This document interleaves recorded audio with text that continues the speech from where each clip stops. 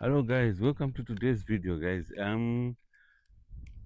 If it's your first time to this channel, my name is Peter Mkabeta. I recently relocated from the United Kingdom to Zimbabwe.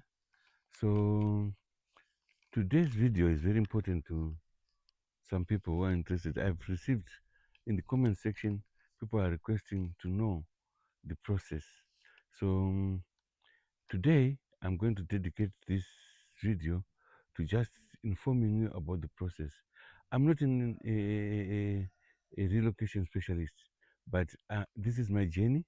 I'll tell you exactly what I did so that you can have at least guidelines of uh, how to do this. So the simple, if you look at it, the government really put in very attractive conditions for people to return from the diaspora and to return well from the diaspora. But you will discover that out there's a lot of misinformation. People will tell you a lot of things that are not true. People will scare you into it. You should be able to walk through the process without without fearing or anything, because you're not committing a crime. You're just returning home. So the first the there's a lot of misinformation. People are being misinformed, and people end up getting scared. Once you've made this decision that you are returning, you discover that there are a lot of people that are going to come around, offering services, offering to do it for you. They make it sound as if it's going to be very difficult for you, and that is not achievable with you. For me, I didn't use a lot of agencies. I just went to Zumra, inquired what was required. I was given a sheet, uh, which I don't want to waste your time. I just want to get you through anything that you need to know. And this sheet is an immigration rebate requirements for returning residents. I got it from Zimra. So the information, this is exactly what I followed, what they wanted, and my things went well. So I'll read through everything, but I'll be in the process. I'll be explaining some things as what happened to me. This is my story, so I'll just tell you exactly how I did it. Mm. So the first thing the first requirement is you must have lived outside Zimbabwe for a continuous period of 2 years prior to your returning to Zimbabwe. You must submit documents to prove residence outside Zimbabwe, such as passports, travel documents, utility bills, and proof of employment. When they say proof of employment, is you need to produce your contract for the contract of employment that you had, any of your contract of employment that you've had in the past, right? You need to produce, um,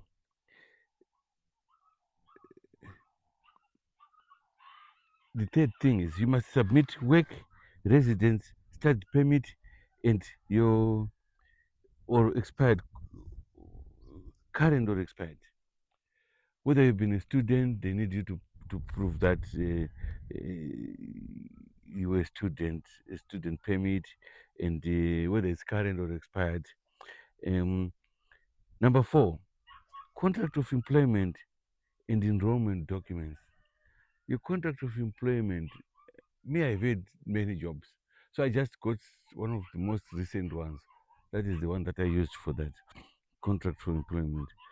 Cancellation, number five, cancellation, termination of contract of employment. You must have two letters. One, a letter that you wrote, a copy of a letter that you wrote to your employer that you are resigning. And second, you must have an acknowledgement from your employer, a letter from your employer to say, eh, Peter is resigned from this job, which is blah blah blah. Thank you for your service and stuff like that. It must be present as well. Mm.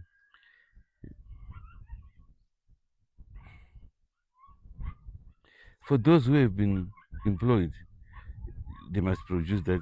But if you've had a company, you must produce company records to prove that uh, you've had a company and that you are no longer it will no longer be operating. You are returning home. Certificates of if you are a student, they will want like your certificates that you graduated with, or a transcript of the certificates. That's for goods now. Proof of ownership of goods being imported under rebate. Right. For example, I'll give you an example of a car, the motor vehicle. Proof of ownership should be a registration book. You must also have the invoice that proves that you bought it and how much you bought it for. Right. And you must have had this vehicle for more than 6 months in your more than 6 months prior to your return. You must have been using this vehicle, or you must have bought it 6 months prior to your return. And you must also prove, they also want to prove that this thing that you are returning with home, proof of income to say that you have been earning this. So they will need a bank statement for the for 2 years. I was told that it's 6 months before I started the process, but it's actually 2 years, uh, 2 years bank statements and 2 years pay slips that are required for you to prove that it's just that they want to check the bank statement to see that money from employment has been going into into the bank statement. So that part. And number 8, proof of traveler has been proof that traveler has been accepted by Zimbabwe immigration as a returning resident. So this is what happened. If your papers are in order, listen to this. If your papers are in order, as soon as you get to the border at Harare International Airport, when you're going through the immigration process there, you know, the current passports, they don't even stamp them, they just swipe them. But because you need the stamp in your passport, you must notify an immigration officer there that you are a returning resident. And if your papers, like all these papers that I'm telling you, are in order, without going anywhere, you'll be taken to a room at the airport where you are going to have your interview. You're going to have an interview that will cover that where they'll ask anything. After that, they will stamp in your passport to say they've accepted you as a returning resident. So that is very important. That stamp needs to be there in your passport, which proves that you've been accepted by immigration, that you are a returning resident. Okay.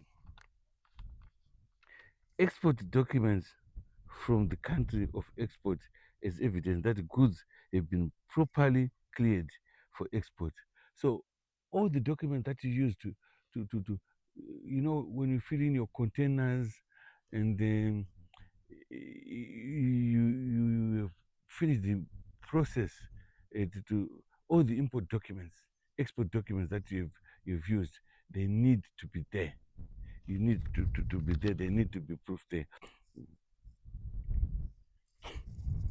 Right. Um, Proof of residence in Zimbabwe. So, proof of residence in Zimbabwe. What I did myself was, my property in Greendale, the electricity bill is still in my name. So, what they need is these days when you go to pay electricity, the receipt that you're given, it shows your name, it shows your name, it shows the address and everything. But if this bill is not in your name, you need you're going to your brother's house. You need your brother's affidavit, to say you have returned and you'll be staying at his house. Okay, the affidavit must match the bill. Okay, to say that person will support your statement to say you'll be residing at his address. So that is that part. Yeah, right. So that's it. If you don't own the bill, you need an affidavit from whoever owns the house where you're going to stay. Right. Yeah.